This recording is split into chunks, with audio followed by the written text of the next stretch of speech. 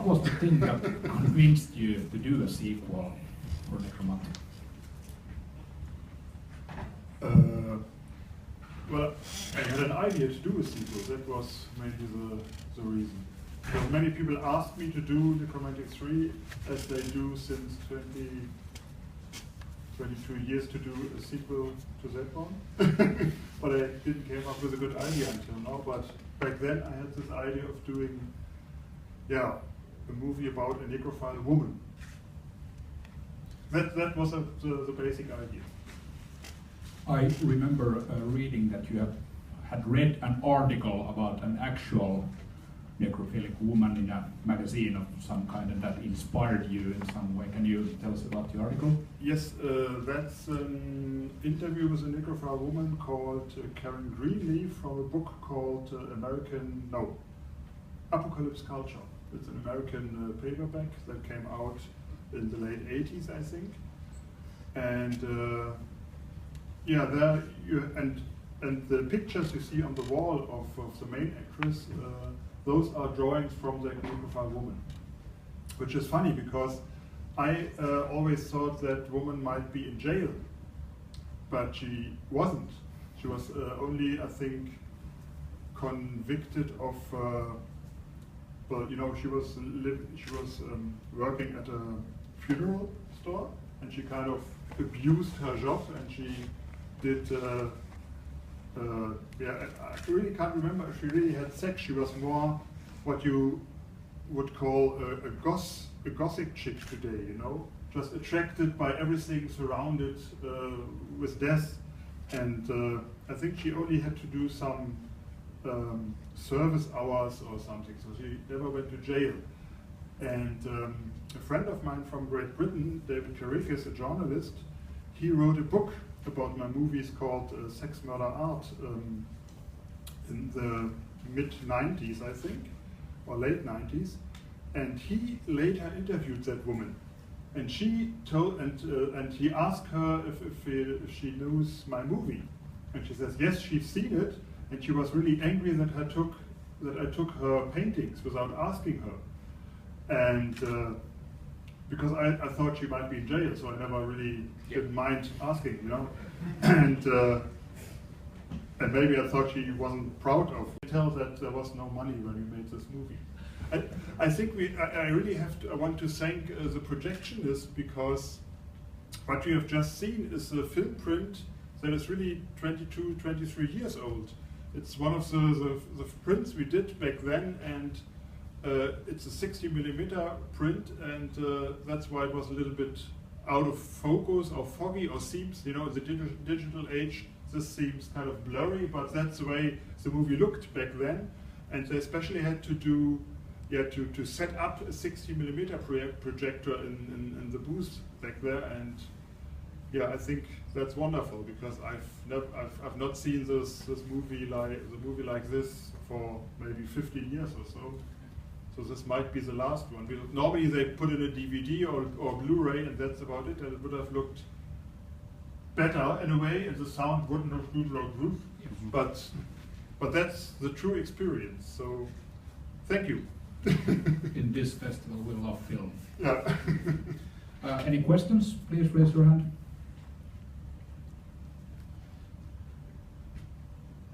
Was there a conscious decision when you're writing the script not to have that much dialogue going on? Because it seemed like that scene where they're watching that fake movie that had more dialogue than the whole movie itself. So I was just wondering, was that like premeditating or already when you're writing the movie, or? I never worked with actors, so I didn't dare to write dialogues because I did know that they wouldn't deliver. And I wasn't good in writing dialogues during that time. Only 10 years later, I started doing radio plays for German nationwide TV, radio, for broadcast. And that's where I learned doing dialogues, and now I'm writing stage plays, radio dramas. Today I could write dialogues, but back then I couldn't, and I had nobody who could deliver the dialogues, so it was no point. But I had friends who could write music and play music. So the whole film is like a big music clip. which reminds me that MTV was very big during that time, you know, like the age of video clips, very fast editing. Yeah. And that's why this movie is so slow, because I got like, what's all this editing? They're editing and editing and editing and you don't see anything anymore. Yeah. It's like these like action movies today, you know? Exactly. I listened to, this is a little bit off topic, but I listened to the audio commentary of Sylvester Stallone for Expendables the other day, and there is, I think, a fight sequence with Jet Li and Dolph Lundgren, and you don't see a thing because it's very, you know, very close and lots of editing. And Sylvester Stallone said, "Oh, we messed up this one. I think I shouldn't have let this done by my second unit director." You know, it's really so all this editing and fast editing and hiding stuff. I mean, that's a movie. Why don't you want to watch what's going on? You know, so. My reflex was to do the opposite of what was normal during that time, and that's why the movie is so slow. And to kind of annoy the horror audience, who was, you know, like bloodthirsty for another blood feast. And I thought, okay, just torture them with a black and white art movie with animals stroking and. Yeah, but animals are always a big topic in my films, as you might have seen in German Angst. It's mainly a film about guinea pigs. And you do reward the gore hounds in the finals. Yes. But to be honest, the first festivals in Germany, it was terrible because the people were so annoyed by the movie. Because they were knowing that I was making fun of them, you know?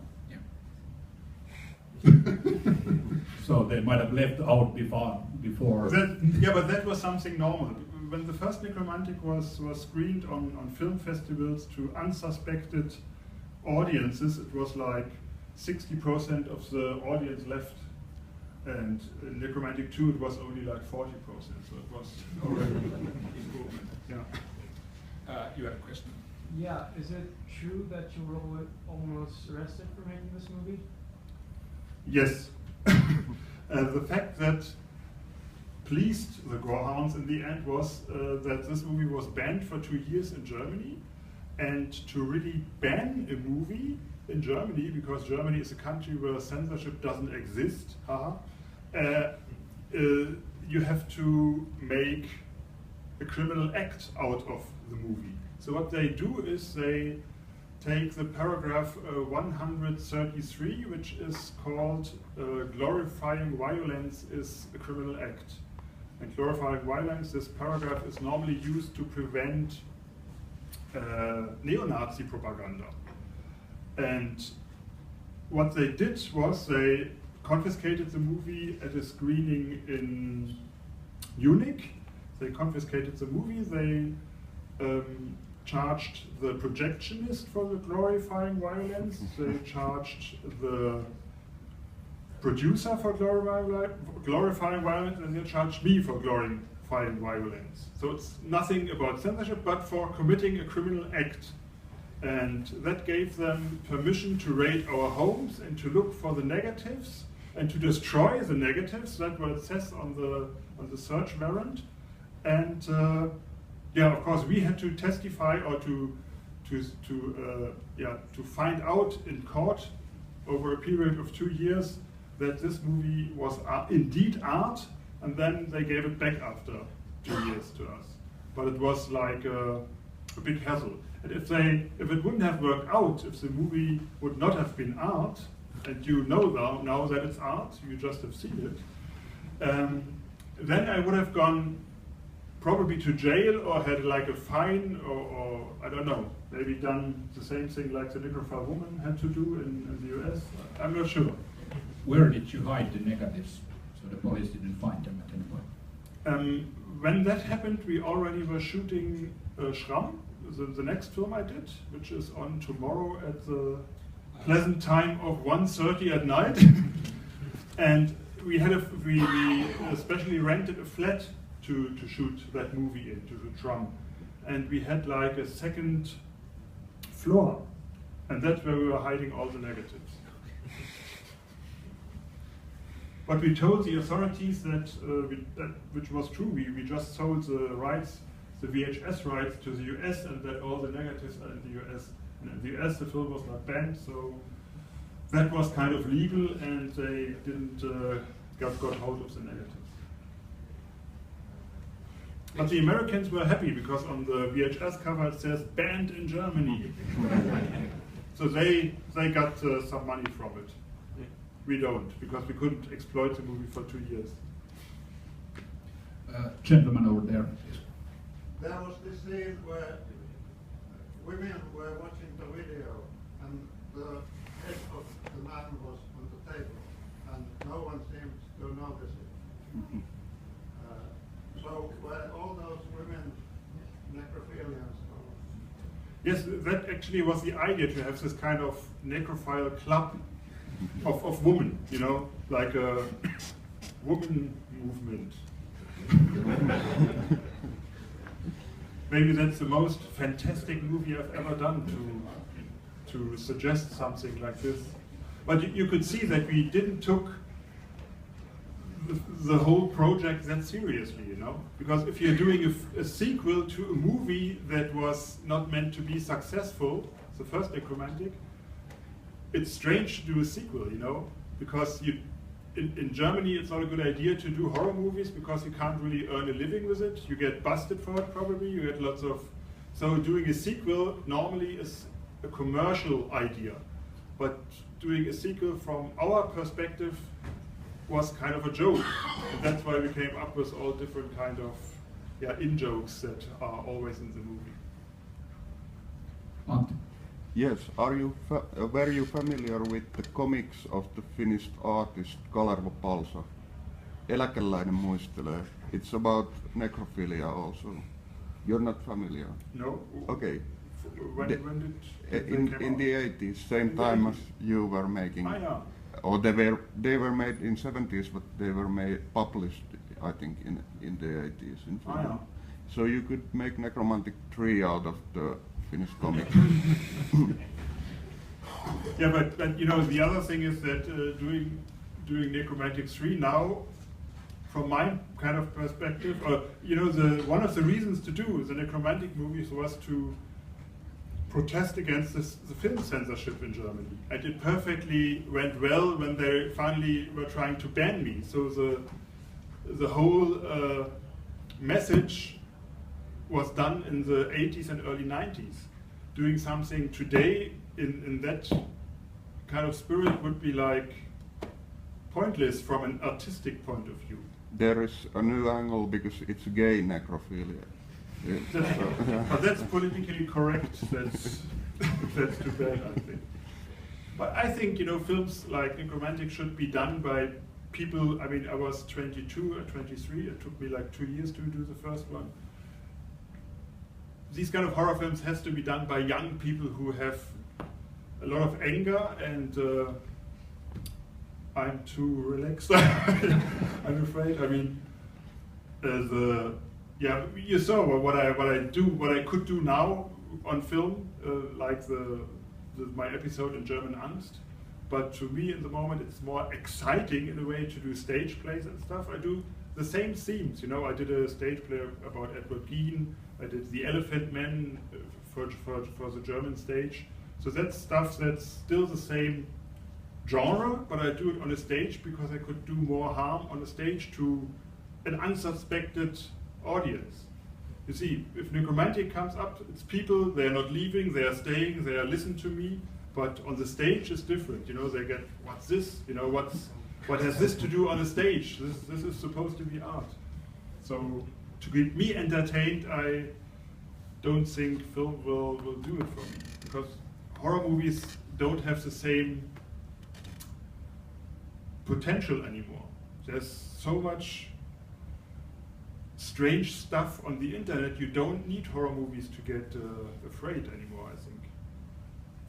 Are comics still censored in Germany? There are Jugendprüfungsstelle, and you have to pass those in order to have comics published or something. I mean, the concept of censorship in Germany works that you can put out everything you want, but if somebody complains, then you can get problems, and they can take it away. So what happens is that people censor stuff before they put it out, and that's the bad thing. I don't think they are too keen on comics in the moment. And they're not too keen on horror movies anymore. They don't even think about video games, because that was, the next step was video games. That was when everybody in the horror field kind of like, okay, it's video games now. That's the bad stuff. But today it's all over the internet. I don't know. I mean, if I would be a censor, I would feel completely useless today, because censorship doesn't work anymore. So I don't know. I hope not, because I'm doing comics right now. Superhero comics, Captain Berlin. There's a lot of stuff from the Nazi past in these superhero comics. So, but I never got in problems with that. But I'm doing something about North Korea soon with Captain Berlin. Maybe that's sensible. I don't know. Please. Has there been any producer or director from US or even from Europe who came to you with an idea to remake maybe Nekromantik? I'm kind of waiting for that phone call from Michael Bay, because he remade Texas Chainsaw Massacre quite successfully, I think. But in the US, violence is okay. You can cut off people's heads, but you can't kiss them, or you can't show sex. So maybe Nekromantik without sex doesn't work. I got like suggestions that I should be on this anthology movie and that anthology movie, but it was always not very tempting to me. So I'm still waiting for Michael Bay, but he's busy doing Transformers 8 probably. Americans work from a commercial perspective, I think, when they do films. And why should they work with a German artist who's not interested in making money, but doing strange stuff? That's the main problem. Yeah, it's just a thought that is they've been remaking not only the big horror movies, but also like the cult horror movies, like Last House on the Left. So I would think that maybe somebody would have, I don't know, an idea to remake and come to like, maybe we can. Actually, there was an idea, but that was in the mid-90s for a remake, and that was an American, it was not a producer, but someone who wanted to push this project in the US, but it never went anywhere. I also kind of made a concept out of the first two Nekromantiks, because the plot is not that much that you can squeeze that into one movie. And that actually happened when the film was first released in Japan. They just made one movie out of the two movies. They just edited them together, and it was a 2-hour movie. It looks strange because the first one is done in Super 8, and then the picture gets better. But the first part, I think, is 40 minutes long, and the second part is 1. And I was totally shocked when I saw that, because they never asked us to do it. But when I finally sat down after that shock and watched it, I thought, wow, this really works. The next greeting. Another thing that worked very well is that in Japan they have to blur the genitals. So, for example, the climax of the first Nekromantik, where he has this fake dick in his hand, that's all blurred, and you really have the feeling that you're watching the real thing, because you can't see the bad dick, the lousy dick. So actually the censored version was more powerful than the real version, because the special effects didn't look so unconvincing. So you can mistake it for a real direction. Yes. Okay, thank you. Sorry, just one last question about concerning your last visit here with the film in 1993 for another festival. You actually had to go all the way to Tallinn to watch it, and I've been under the impression that your screenwriter, Frank Rodenkirchen, who was also here in 1993, met his wife in the trip. Is it true? Not on that trip, but when the Love and Anarchy Festival played Schramm the following year. I was not able to come here, but he came over. And yeah, he came back with a Finnish wife, that's true. But I remember that his wife was also already driving us to the airport when we were here with Nekromantik too, that's right. So it's probably a good thing that he came with Scrum instead of Yes, you. yes. Okay, thank you very much for seeing Thank you very much. a very old movie in 16.